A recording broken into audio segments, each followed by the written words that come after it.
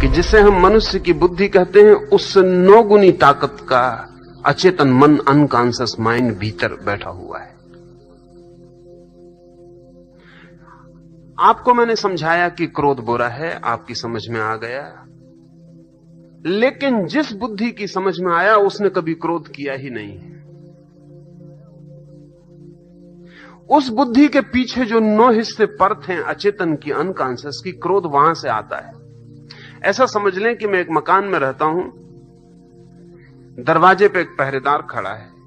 उस बेचारे ने कभी क्रोध किया नहीं, और जब भी दरवाजे पे कोई उपद्रव होता तो घर के भीतर जो मालिक रहता है वो बंदूक लेकर दरवाजे पे आके उपद्रव करता है।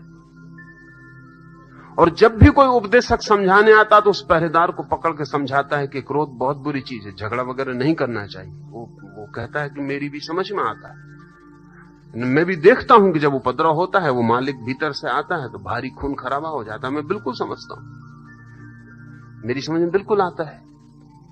मगर ये उपदेशक को पता नहीं कि जिसको वो समझा रहा है उसने कभी उपद्रव किया नहीं, और जिसने उपद्रव किया है इस पहरेदार से उसका कोई कम्युनिकेशन नहीं है, इससे कभी उसकी मुलाकात ही नहीं होती। और जब वो मालिक बंदूक लेके आता तब ये पहरेदार हाथ पर झुका के, सिर झुका के उसके चरणों में पड़ जाता है, क्योंकि वो मालिक है। और जब वो चला जाता तब पहरेदार अपनी कुर्सी पे बैठ के झपकी खाता रहता और सोचता है कि बहुत बुरी बात है, क्रोध होना नहीं चाहिए। आप जिस बुद्धि से समझ रहे हैं, अगर हम आपके मन के 10 खंड कर दें तो 1 खंड समझ का है और 9 खंड अंधेरे में पड़े। जीवन का सारा उपद्रव अंधेरे खंडों से आता है। जब आपके भीतर काम वासना पैदा होती है तो आपके उन 9 हिस्सों से आती है। और जब ब्रह्मचर्य की आप किताब पढ़ते हैं तो वो 1 हिस्सा पढ़ता है, पहरेदार। आप ब्रह्मचर्य की किताब पढ़ के रख देते हैं, बिल्कुल जज जाती है कि बात बिल्कुल ठीक है, लेकिन उस जजने से कुछ नहीं होता। जब वो भीतर के 9 हिस्से काम वासना से भरते हैं तब इस 1 हिस्से की कोई ताकत नहीं है, वो इसको एक तरफ हटा के बाहर आ जाते हैं।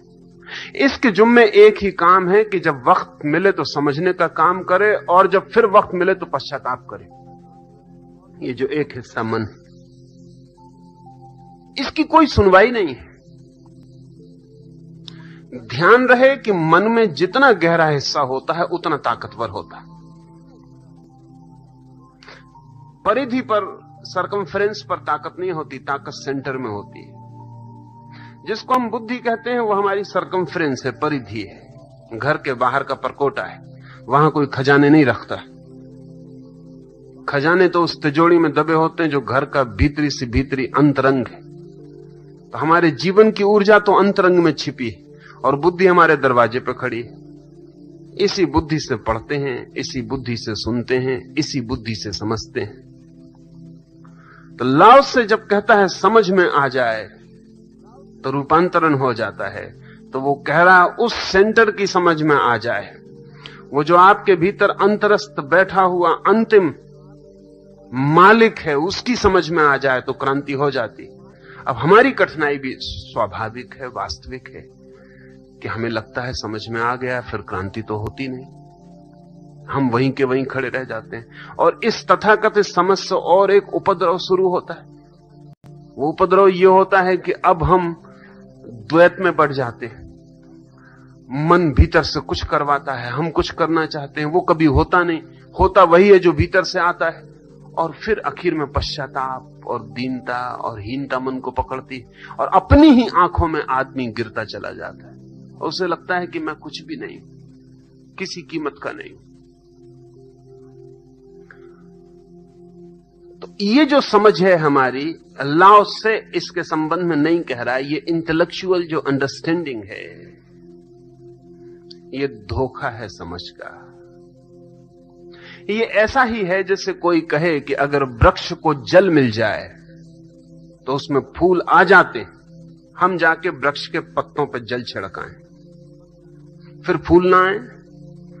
तो हम कहें कि हमने तो जल छिड़का, फूल नहीं आए, जाहिर है कि जिसने कहा था गलत था। और या फिर हमने जो जल छिड़का वो जल न था। स्वभावतः हमारे सामने सवाल उठेगा, फूल तो नहीं आए। लेकिन जिसने कहा था वृक्ष को जल मिल जाए तो फूल आ जाते हैं, उसने कहा था वृक्ष की जड़ों को, रूट्स को। ये मजे की बात है कि वृक्ष के पत्ते को आप जल दें तो जड़ों तक नहीं पहुंचता, जड़ों को जल दें तो पत्ते तक पहुंच जाता है। क्योंकि पत्तों के पास कोई यंत्र नहीं है कि जड़ों को रूट्स तक पहुंचा दे, जड़ों तक पहुंचा दे जल को। जड़ों के पास यंत्र है। जड़ें केंद्र हैं वृक्ष की, पत्ते तो परिधि हैं। इसलिए पत्ते रहें कि गिर जाएं नॉन एसेंशियल है, दूसरे पत्ते आ जाएंगे। लेकिन जड़ें चली जाएं तो दूसरी जड़ें लाना बहुत मुश्किल है, असंभव है। तो दो बात समझ लें। एक तो यह कि जिसको आप समझ कहते हैं वो केवल तार्किक, शाब्दिक, बौद्धिक है, आंतरिक नहीं, आत्मिक नहीं, समग्र नहीं। आपके प्राणों तक वो जाती नहीं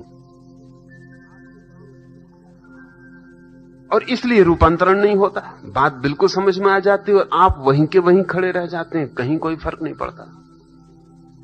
तो अब क्या करें, वो समझ हम कैसे लाएं जो समझ जड़ों तक जाए। हमारी सारी शिक्षा और दीक्षा एक ही समझ की है, ये तथाकथित जो समझ है। गणित सीखते हैं इसी बुद्धि से, भाषा सीखते हैं इसी बुद्धि से, काम चल जाता है। काम इसलिए चल जाता है कि आपके भीतर के केंद्र का कोई विपरीत गणित नहीं है, नहीं तो काम नहीं चलता। आपके इनरमोस्ट सेंटर का अपना अगर कोई मैथमेटिक्स होती तो आपके स्कूल कॉलेज सब दो कौड़ी हो जाते, लेकिन उसके पास कोई मैथमेटिक्स नहीं है। इसलिए आप स्कूल में गणित सीख लेते हैं, भीतर से कोई विरोध नहीं होता, आप 2 2 4 जोड़ते रहें। भीतर कोई कहने वाला नहीं कि 2 2 5 होते हैं। अगर भीतर का मन कहने को होता कि 2 2 5 होते तो सारी यूनिवर्सिटीज कचरे में पड़ जाती हैं। आप 2 2 4 नहीं जोड़ पाते, जब भी जोड़ने जाते 5 लिखते। इसलिए विश्वविद्यालय सफल है, काम चलाओ दुनिया के लिए, क्योंकि गणित हमारी ईजाद है, भाषा हमारी ईजाद है। जो भी हम सिखा रहे हैं स्कूल में वो आदमी की ईजाद है। अगर हम आदमी को न सिखाएं तो वो आदमी में होगा ही नहीं। अगर हम एक बच्चे को भाषा न सिखाएं तो वो बच्चा अपने आप भाषा नहीं बोल पाएगा।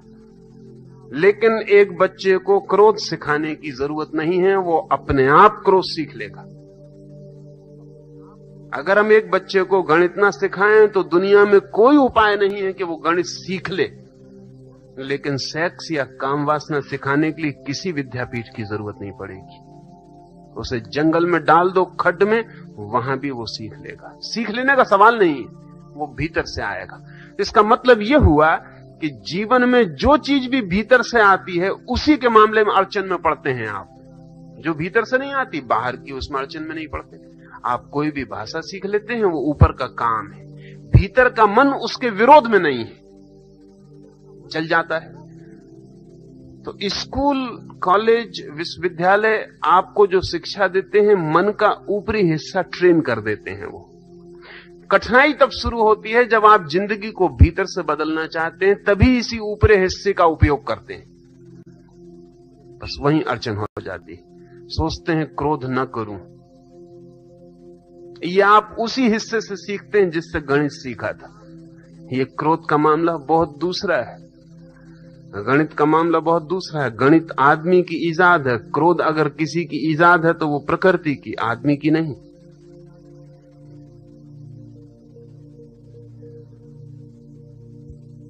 इसी से हम समझ का काम लाते हैं, तब अड़चन हो जाती है, काम नहीं होता।